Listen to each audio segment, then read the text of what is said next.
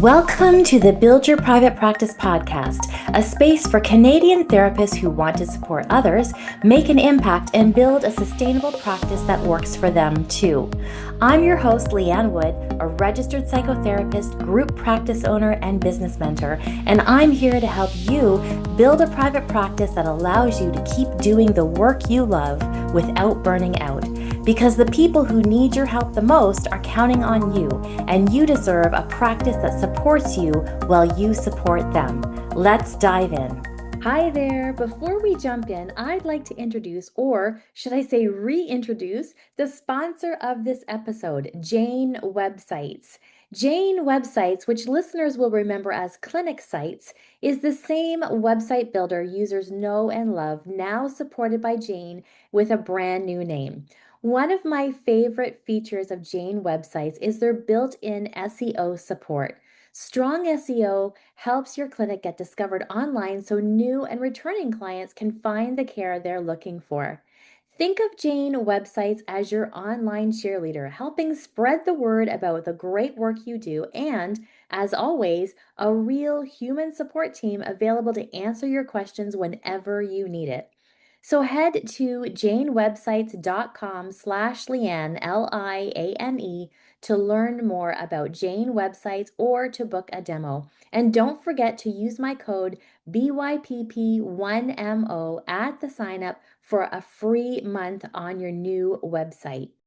Hello, and welcome back to the Build Your Private Practice podcast. I'm your host, Liane Wood, and today we're going to talk about something that a lot of therapists depend on, but very few talk about strategically: referrals. If your caseload has been built mostly through word of mouth, you're not alone. It's how a lot of therapists get started. But if your income still feels unpredictable, or you're starting to worry about where the next client will come from, it may be time to rethink your strategy.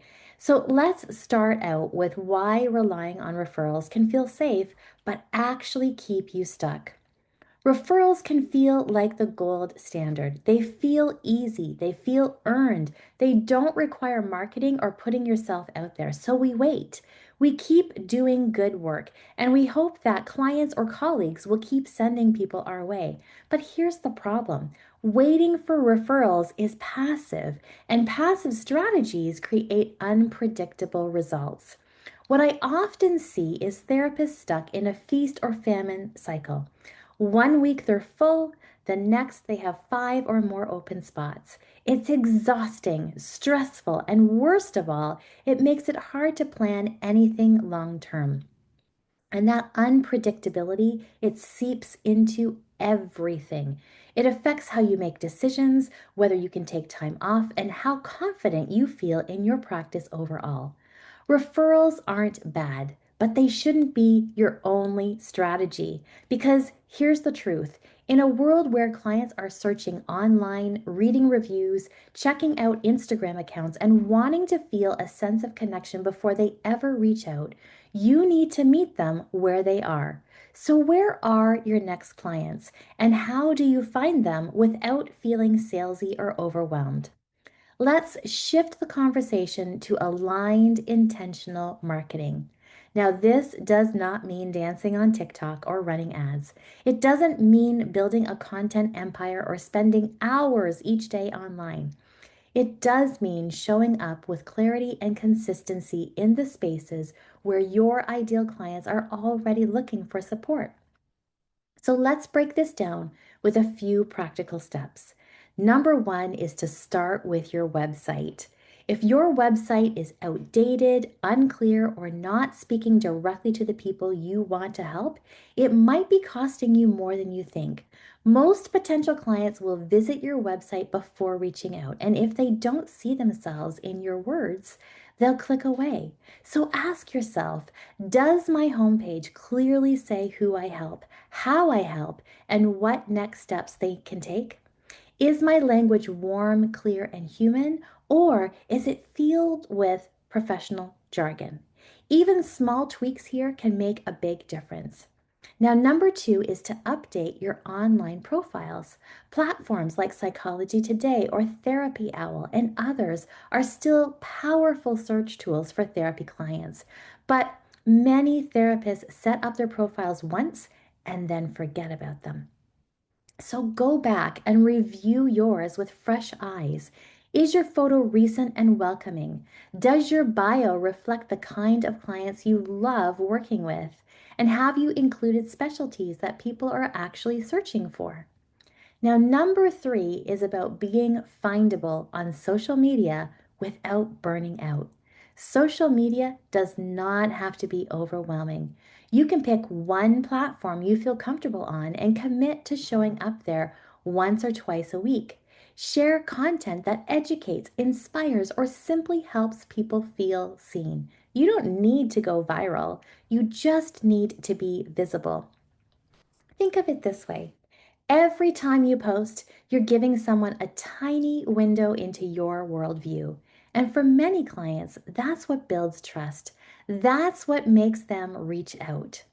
Number four is to consider starting an email list. Now, this one surprises a lot of therapists, but email is still one of the most powerful tools out there. And unlike social media, you own your email list.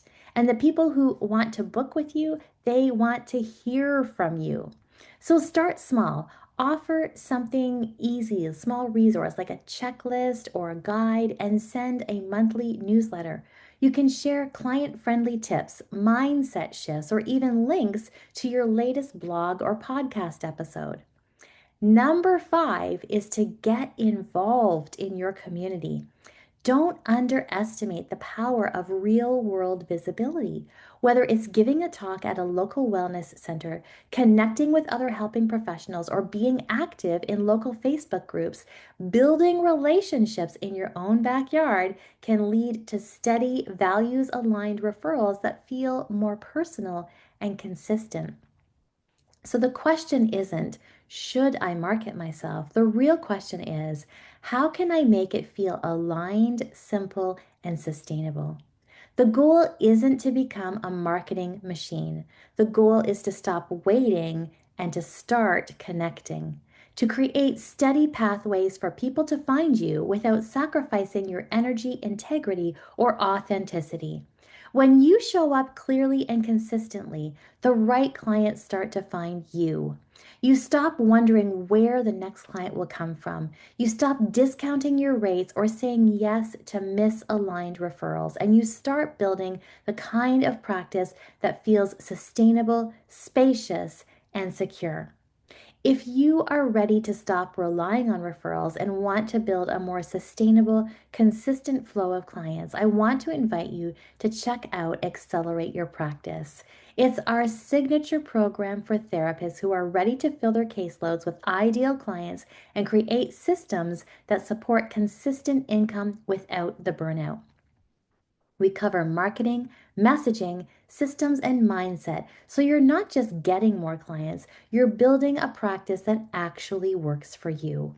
You can learn more online at buildyourprivatepractice.ca/accelerate-your-practice. You don't have to wait and hope for your next client. Thanks so much for joining me here today. If this episode has resonated with you, I'd love it if you'd subscribe, leave a review, or share it with another therapist who needs to hear this. And remember, you don't have to be everywhere. You just need to start showing up in the right places with the right message. I'll see you next time on the Build Your Private Practice podcast. Thanks so much for tuning in to the Build Your Private Practice podcast. If today's episode resonated with you, I'd love it if you'd subscribe, leave a review, or share it with a fellow Canadian therapist who needs this. And remember, the work you do matters. Keep showing up, keep holding space, and keep building a practice that works for you. If you're looking for practical tools or support to grow your practice with more clarity and confidence, head to buildyourprivatepractice.ca. There's lots waiting for you there. I'll see you next time.